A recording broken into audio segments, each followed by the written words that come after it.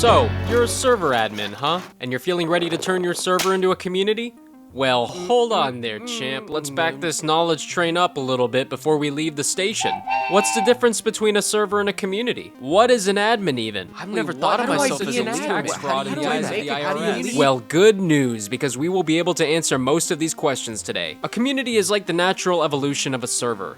While a private server may just be a place for you and your friends to hang out, a community, enabled by turning on the community function in your server settings, opens your server up to more possible friends.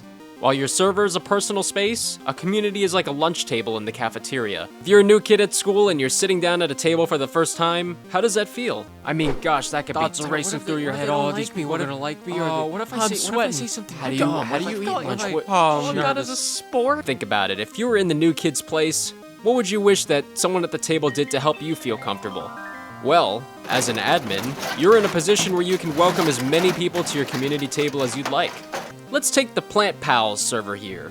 Even if you like plants and you know that other people present in the virtual vicinity also like plants, that's not necessarily enough to plant the roots of friendship and turn you into pals. So let's take some minerals or whatever it is that plants eat, and let's talk about how to bring new users into Plant Pals. How about starting off with a little introduction to the community? Something like a welcome screen. A single straightforward page that tells them where they are, why they're probably here, and some basic rules so that members know what they can do and what they technically have the choice to do but would be in violation of modern ethical norms. Give your new community members some next steps. Make a channel specifically for new users to #introduce themselves. Instruct new users to share their preferred name, pronouns, roles, interests, their perfect Sunday by tagging new users in a personalized welcome message and encourage mods and other community members to respond. This will give the new member an entry into the community and something to talk about, so they don't retreat silently into a corner to eat venison and start muttering, "You were treading on some mighty thin ice here. Endure and survive." If your server has a lot of channels and topics, this might be a great opportunity to create some roles that allow new users to filter through channels they might find particularly interesting. You can ping these roles whenever you have an update on these specific channels. For example, my cohort loves to shout variations of, "What are you doing up there?" So I've created the Bonesaw role specifically for this type of person, and I'll post these messages daily in the Cage Match channel. Make yourself available to questions or ping individual users if you notice something that might be of interest to them based on their roles and mentioned interests. Create dedicated channels or schedule events that function like town halls for your community to give you feedback on what you're doing as an admin. A good leader, much like a good sandwich, is made up of quality ingredients screened by professional chefs. As the proverbial admin sandwich, consider all the ingredients that your community can contribute to make you a delicious sandwich. And this is where your mods come in, sous chefs, as it were.